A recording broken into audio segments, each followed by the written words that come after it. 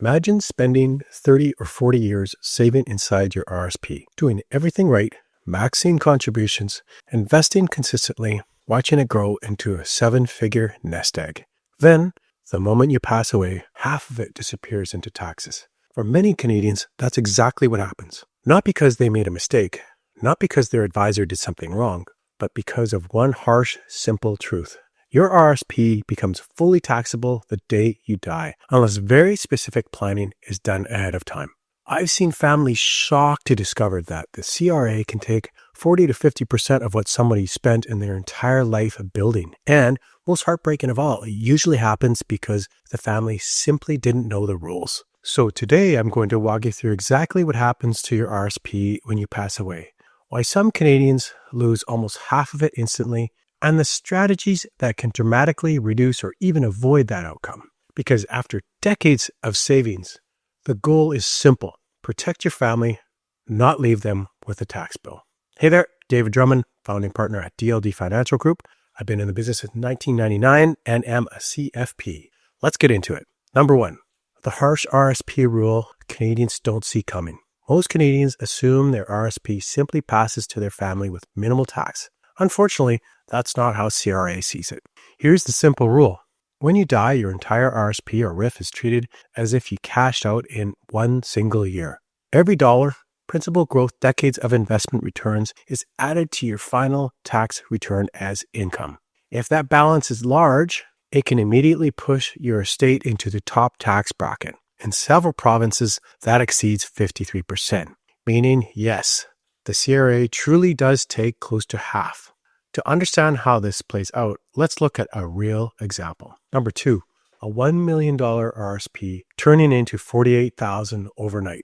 Susan was 67. She worked her entire life. She contributed faithfully to her RRSP. She converted it to RRIF at 72, took her minimum withdrawals, and planned to leave the rest to her kids. When she passed away unexpectedly, something shocking happened because she had no surviving spouse. She had no financially dependent children. Her RRIF listed her adult children as direct beneficiaries. Her entire remaining RRIF was treated as fully taxable income. Therefore, a $1 million RRIF became a $520,000 tax bill. Her children shared what was left of the $480,000. Nearly half the wealth she spent a lifetime building vanished instantly. Not due to markets, fees, but due to the way RRSPs and RRIFs are taxed at death. This outcome is devastating for families, and yet it is entirely preventable with proper planning. Number three, the one major exception, the spousal rollover. There is good news. One situation avoids this outcome completely. If you leave your RRSP or RRIF to your spouse or common law partner, the tax is deferred. No immediate tax, no forced deregistration, no income inclusion. The spouse rolls your RRSP or RRIF into their own plan and continues the tax-deferred growth. This is the only case where CRA will not trigger the massive tax bill. But there are two things Canadians must understand. The tax bomb doesn't disappear, it's just delayed. When the surviving spouse eventually passes, the full remaining balance becomes taxable in the same way. Incorrect beneficiary designations can override your will and unintentionally trigger taxes. Getting these designations right is essential.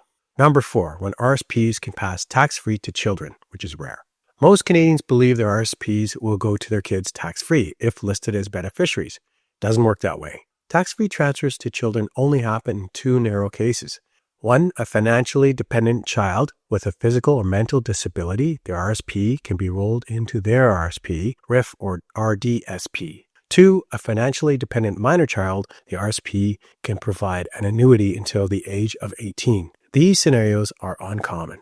For almost everyone else, adult children receive only what remains after the CRA has taken its share.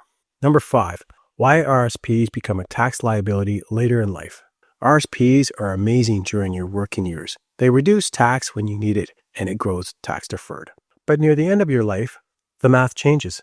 RRSPs become a tax trap for three reasons. Number one, RRIF withdrawals often increase each year, even when markets are down. Required withdrawals go up. Number two, RRSP RRIF income counts fully towards OAS clawback. High withdrawals push many retirers into higher tax zones. Number three, Any remaining balance is taxed in 1 year at death. This creates the largest tax event of your life at the moment your family is most vulnerable. Many Canadians enter their late 70s or 80s with a growing RRIF, and they don't need a looming tax problem that was never addressed. The strategy that prevents the CRA took half outcome, the most effective way to avoid massive tax hit at death is simple. Start withdrawing earlier.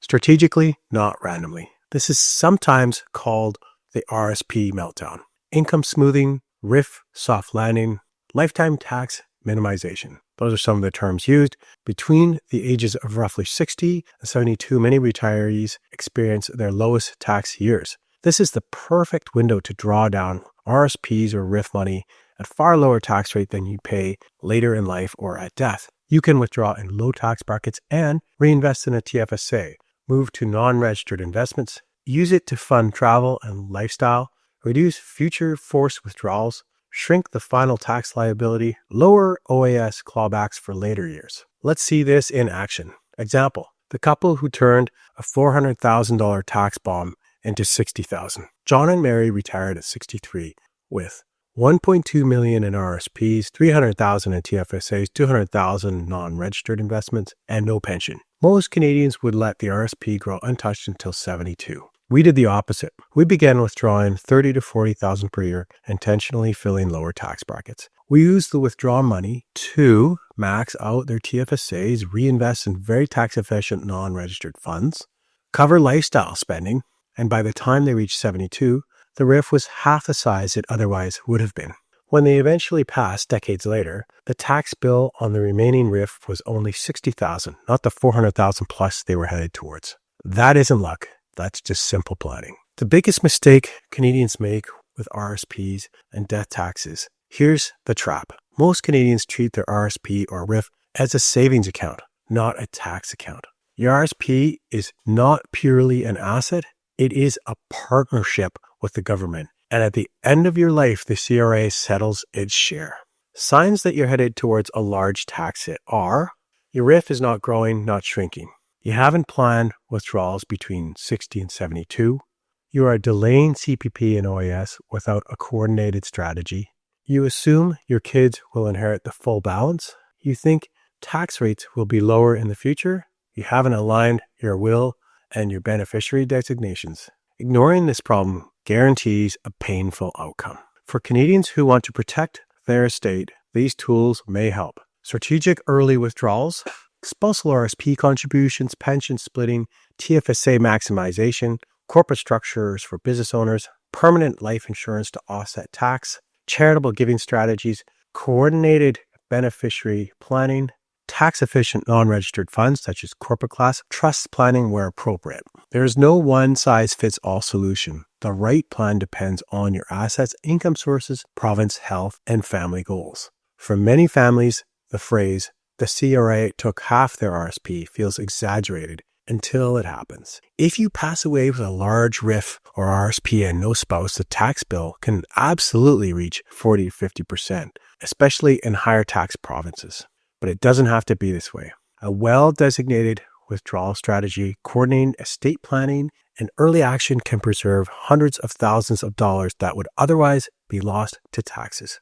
You spent your entire life building your retirement savings. You deserve a plan that protects it. If you'd like help understanding how to reduce the RRSP tax bill in your own retirement plan, you can book a time with myself using the link below. If you liked this video, please feel free to like, comment, and subscribe. Thanks for watching. See you in the next video.